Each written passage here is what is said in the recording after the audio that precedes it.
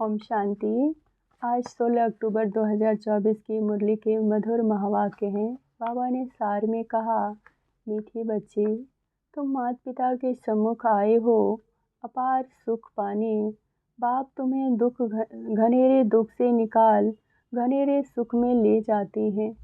बाबा ने प्रश्न पूछा, एक बाप की रिजर्व में रहते पुनर्जन्म नहीं लेते क्यों? उत्तर है, क्योंकि तुम्हें तमो प्रधान से सतो प्रधान बनाने वाला चाहिए। अगर बाप भी पुनर्जन्म में आए तो तुमको काले से गोरा कौन बनाए, इसीलिए बाप रिजर्व में रहता है। दूसरा प्रश्न, देवताएं सदा सुखी क्यों हैं? उत्तर है, क्योंकि पवित्र हैं। पवित्रता के कारण उनकी चलन सुधरी हुई है। जहाँ पवित्रता है वहाँ सुख शांति है। मुख्य है पवित्रता। ओम शांति। मीठे मीठे सिकलदे बच्चों प्रति रूहानी बाप समझाते हैं। वह बाप भी है, माता पिता भी है। तुम गाते थे ना, तुम माता पिता हम बालक तेरे। सब पुकारते रहते हैं। किसको पुकारते हैं? परम पिता परमात्मा को। बाकी उनको समझ में नहीं आता कि उनकी कृपा से सुख घनेरे कौन से और कब मिलेंगे। सुख घनेरे किसको कहा जाता है वह भी नहीं समझते। अभी तुम यहाँ सामने बैठे हो, जानते हो यहाँ कितने दुख घनेरे हैं। यह है दुखधाम और वह है सुखधाम। किसकी बुद्धि में नहीं आता कि हम एक ही जन्म में स्वर्ग में बहुत सुखी रहते हैं। तुमको भी पहले यह अनुभव नहीं था, अभी तुम समझते हो। उस परम पिता परमात्मा माता पिता के सामने बैठे हैं। जानते हो हम 21 जन्मों के लिए स्वर्ग की बादशाही प्राप्त करने के लिए यहाँ आते हैं। बाप को भी जान लिया और बाप द्वारा सारे सृष्टि चक्र को भी समझ लिया। हम पहले सुख घनेरे में थे, फिर दुख में आए। यह भी नंबरवार हर एक की बुद्धि में रहता है। स्टूडेंट तो सदैव याद रहना चाहिए, परंतु बाबा देखते हैं घड़ी घड़ी भूल जाते हैं, इसीलिए फिर मुरझा जाते हैं। छुई मुई अवस्था हो जाती है, माया वार कर लेती है। वह जो खुशी होनी चाहिए वह नहीं रहती। नंबरवार पद तो है न, स्वर्ग में जो जाते हैं, परंतु वह भी राजा से लेकर रंक तक रहते हैं न। वहाँ गरीब प्रजा वह साहूकार। स्वर्ग में ऐसे हैं, नरक में भी ऐसे हैं, ऊंच और नीच। अभी तुम बच्चे जानते हो हम पुरुषार्थ करते हैं सुख घनेरे पाने के लिए। इन लक्ष्मी नारायण को सबसे जास्ती सुख घनेरे हैं। मुख्य है पवित्रता की बात। पवित्रता के सिवाय पीस और प्रॉस्पेरिटी मिल नहीं सकती। इसमें चलन बहुत अच्छी चाहिए। मनुष्य की चलन सुधरती है पवित्रता से। पवित्र हैं तो उनको देवता कहा जाता है। तुम यहाँ आए हो देवता बनने के लिए। देवताएं सदा सुखी थे, मनुष्य कोई सदा सुखी हो न सके। सुख होता ही देवताओं को। इन देवताओं को ही तुम पूजा करते थे क्योंकि पवित्र हैं। सारा मदार है पवित्रता पर, विघ्न भी इसमें ही पड़ते हैं। चाहते हैं दुनिया में पीस हो। बाबा कहते हैं सिवाय पवित्रता के शांति कभी हो न सके। पहली पहली मुख्य है ही पवित्रता की बात। पवित्रता से ही सुधरती हुई चलन होती है। पवित्र होने से ही चलन, पतित होने से ही चलन बिगड़ती है। समझना चाहिए अब हमको फिर से देवता बनना है तो पवित्रता जरूर चाहिए। देवताएं पवित्र हैं तब तो अपवित्र मनुष्य उनके आगे माथा टेकते हैं। मुख्य बात ही है पवित्रता की। पुकारते भी हैं ऐसे कि हे पतित पावन आकर हमको पावन बनाओ। बाप कहते हैं काम महाशत्रु है, इन पर जीत पहनो। इन पर जीत पाने से ही तुम पवित्र बनेंगे। तुम जब पवित्र सतो प्रधान थे तो शांति थी, सुख भी था। तुम बच्चों को अब याद आई, कल की ही तो बात है। तुम पवित्र थे तो अथाह सुख शांति सब कुछ था। अब फिर तुमको यह लक्ष्मी नारायण बनना है। इसमें पहली मुख्य बात है संपूर्ण निर्विकारी बनना। यह तो गायन है, यह ज्ञान यज्ञ, इसमें विघ्न जरूर पड़ेंगे। पवित्रता के ऊपर कितना तंग करते हैं। आसुरी संप्रदाय और दैवी संप्रदाय गाई हुई है ना। तुम्हारी बुद्धि में सतयुग में यह देवता थे, भल सूरत तो मनुष्यों की है, परंतु उनको देवता कहा जाता है। वहाँ है संपूर्ण शतो प्रधान, कोई भी खामी वहाँ होती नहीं, हर चीज़ परफेक्ट होती है। बाप परफेक्ट है तो बच्चों को भी परफेक्ट बनाते हैं। योग बल से तुम कितने पवित्र ब्यूटीफुल बनते हो। यह मुसाफिर मुसाफिर तो एवर गोरा है, जो तुमको शावरे से आकर गोरा बनाते हो। वहाँ नेचुरल ब्यूटी होती है, खूबसूरत बनाने की दरकार ही नहीं रहती। सतो प्रधान होते ही हैं खूबसूरत, वही फिर तमो प्रधान होने के से काले हो पड़ते हैं। नाम ही है श्याम और सुंदर। श्री कृष्ण को श्याम सुंदर क्यों कहते हैं, इसका अर्थ भी कोई बता न सके सिवाय बाप के। भगवान बाप तो बातें सुनाते हैं, वह और कोई मनुष्य सुना नहीं सके। चित्रों में स्वदर्शन चक्र देवताओं को दे दिया। बाप समझाते हैं, मीठे मीठे बच्चों, स्वदर्शन चक्र ही की तो देवताओं को दरकार ही नहीं। वह क्या करेंगे शंख आदि का। स्वदर्शन चक्रधारी तुम ब्राह्मण बच्चे हो, शंख ध्वनि भी तुमको करनी है। तुम जानते हो विश्व में शांति कैसे स्थापना होती है, साथ में चलन भी अच्छी चाहिए। भक्ति मार्ग में भी तुम देवताओं के आगे जाकर अपने चलन का वर्णन करते हो ना, परंतु देवताएं कोई तुम्हारे चलन को सुधारते नहीं हैं। सुधारने वाला और है, वो शिव बाबा तो निराकार है। उनके आगे ऐसे नहीं कहेंगे कि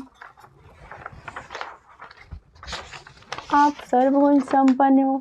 शिव की महिमा ही अलग है, देवताओं की महिमा अलग है, परंतु हम ऐसे कैसे बने। आत्मा ही पवित्र और अपवित्र बनती है न। अब तुम्हारी आत्मा पवित्र बन रही है, जब आत्मा संपूर्ण बन जाएगी फिर यह शरीर पतित नहीं रहेगा, फिर जाकर पावन शरीर लेंगे। यहाँ तो पावन शरीर हो न सके। पावन शरीर तब हो जब प्रकृति भी सतो प्रधान हो। नई दुनिया में हर एक चीज़ सतो प्रधान होती है।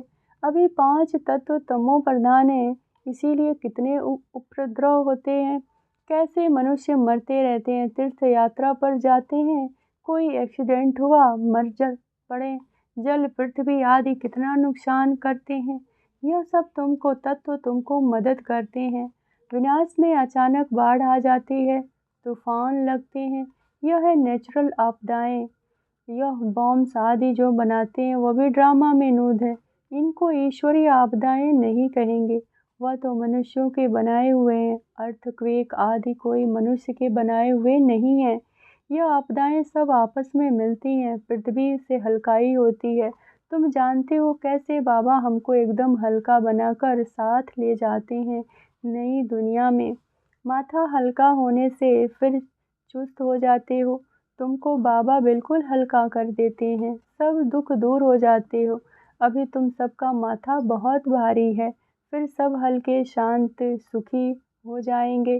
जो जिस धर्म वाले हैं सबको खुशी होनी चाहिए कि बाबा आया हुआ है सबकी सदगति करने। जब पूरी स्थापना हो जाती है तब फिर सब धर्म विनाश हो जाते हैं। आगे तुम्हारी बुद्धि में यह ख्याल भी नहीं था, अभी समझते हो गायन भी है, ब्रह्मा द्वारा स्थापना, बाकी अनेक धर्म सब विनाश। यह कर्तव्य एक बाप ही करते हैं, दूसरा कोई कर न सके सिवाय एक शिव बाबा के। ऐसा अलौकिक जन्म और अलौकिक कर्तव्य किसका हो न सके। बाप है ऊंचे से ऊंच तो उनका कर्तव्य भी बहुत ऊंचा है, करण करावन हार है न। तुम नॉलेज सुनाते हो, बाप आया हुआ है इस सृष्टि से पाप आत्माओं को बोझा उतारने के लिए।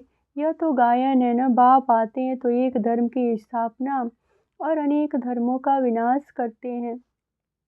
तुमको अब कितना ऊंचा महात्मा बना रहे हैं। महात्मा देवता बिगर कोई होता नहीं। यहाँ तो अनेक को महात्मा कहते रहते हैं, परंतु महात्मा कहा जाता है महान आत्मा को।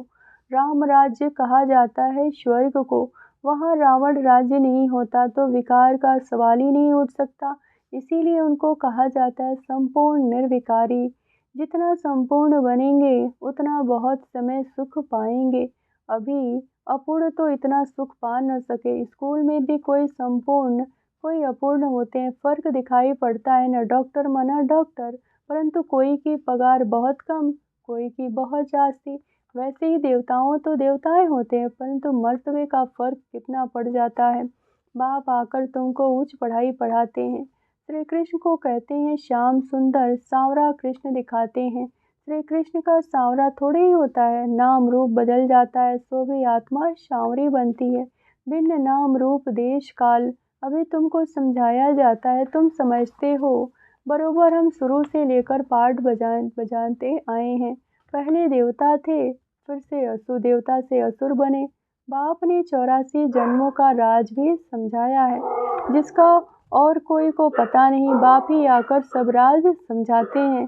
बाप कहते हैं मेरे लाडले बच्चे, तुम हमारे साथ घर में रहते थे न, तुम भाई भाई थे, सब आत्माएं थी, शरीर नहीं था।